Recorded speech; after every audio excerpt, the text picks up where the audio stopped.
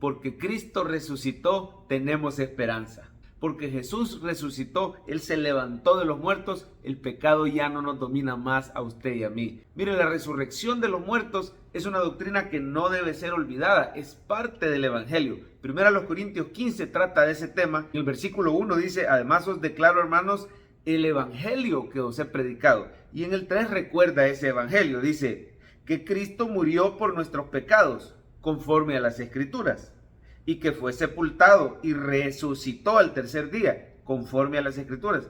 Eso de conforme a las Escrituras quiere decir que así lo había anunciado el Antiguo Testamento y que en Cristo se cumplen esas profecías. Ahora mire el 5, ¿a cuánta gente se le apareció el Cristo resucitado?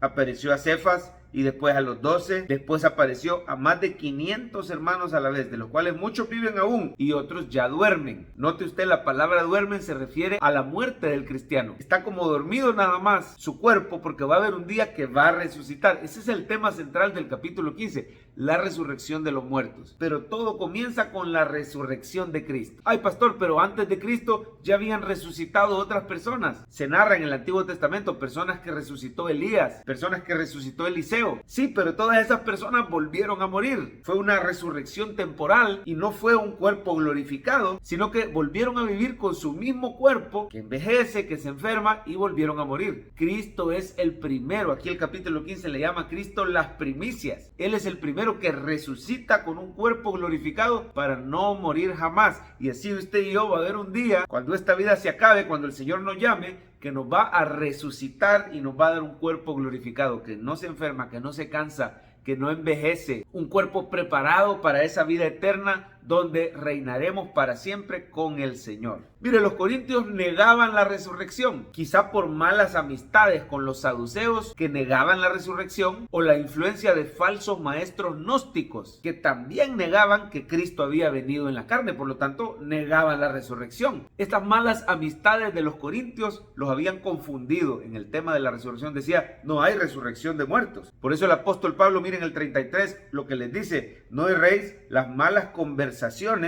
corrompen las buenas costumbres. Y en otra versión dice: las malas amistades corrompen las buenas costumbres. Los habían confundido en una doctrina tan esencial que estaban negando la resurrección. Debemos tener cuidado con nuestras amistades, no escuchar cualquier doctrina, cualquier enseñanza sin examinar lo que dice la palabra de Dios. Ser personas que estudian la sana doctrina. Mire, si usted está en una iglesia donde se enseña la palabra, se enseña la sana doctrina, dele gracias a Dios, involúcrese, sea constante y evite esas malas amistades que lo pueden desviar de la verdad. Mire cómo dice en el 12: pero si se predica que Cristo resucitó de los muertos, ¿cómo dicen algunos entre vosotros que no hay resurrección de muertos? Ahí está el error. Negaban la resurrección y dice: porque si no hay resurrección de muertos, dice el 13, tampoco Cristo resucitó. Y si Cristo no resucitó, vana es nuestra predicación, vana es también vuestra fe. Por gusto estaríamos creyendo en el Señor, por gusto estaríamos plantando iglesias, predicando el Evangelio. Si Cristo no resucitó, se cae el cristianismo. Yo quiero decirle que hasta el día de hoy muchísimas personas se han esforzado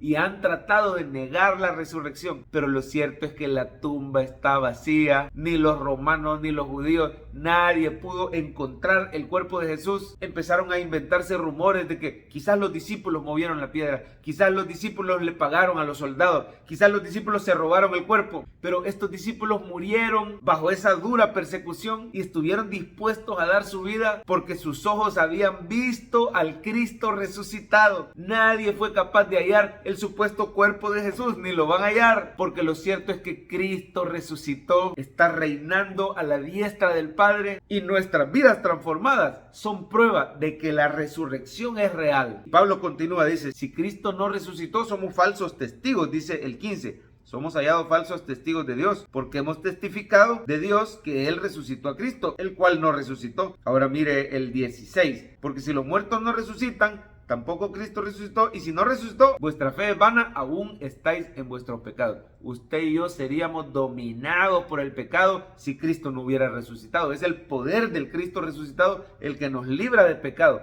Es ese Cristo resucitado que muestra que el Padre aceptó su sacrificio. Usted y yo hemos sido perdonados de todos nuestros pecados y ahora podemos andar en una vida nueva con el poder del Espíritu Santo. Mire el 18, todas las implicaciones de negar la resurrección. Los que murieron entonces perecieron, dice el 18. Entonces también los que durmieron en Cristo perecieron. Si en esta vida solamente esperamos en Cristo, somos dignos de lástima, dice el 19. Pero ahora mira el 20, cómo lo dice categóricamente, dígalo conmigo. Mas ahora Cristo ha resucitado de los muertos. ¿Lo puede decir? Mas ahora Cristo ha resucitado de los muertos. Primicias de los que durmieron es hecho. Así como Cristo resucitó y nos da poder para andar en una vida nueva, usted y yo tenemos esperanza aún ante la muerte. Yo no sé si estás sufriendo o triste por un ser querido que quizás está muy enfermo. Quiero decirte, en el nombre de Jesús hay poder para que tu ser querido sea sano. Pero cuando llegue el tiempo de morir, y todos vamos a llegar a eso, a menos que el Señor Jesús venga antes, todos vamos hacia allá. No le tenga miedo a la muerte. La muerte solo es la transición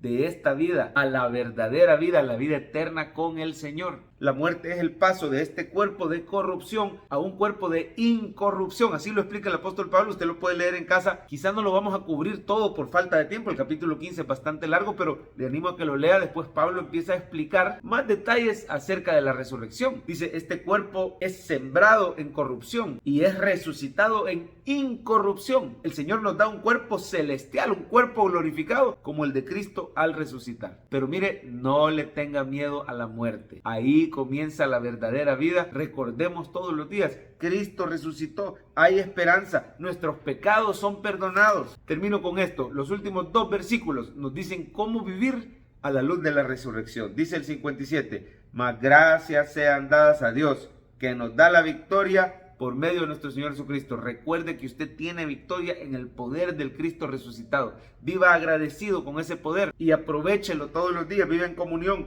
Y el 58. Así que, hermanos míos, amados, estad firmes y constantes, creciendo en la obra del Señor siempre, sabiendo que vuestro trabajo en el Señor no es en vano. Todo ese esfuerzo en tu ministerio, todo ese esfuerzo por vivir dejando de lado el mundo, siguiendo firmes en el Señor, agradándolo solo a Él, todo ese esfuerzo por sostener la obra del Señor y por ganarte para Cristo a tus seres queridos, por predicar hasta lo último de la tierra, vale la pena porque Cristo resucitó.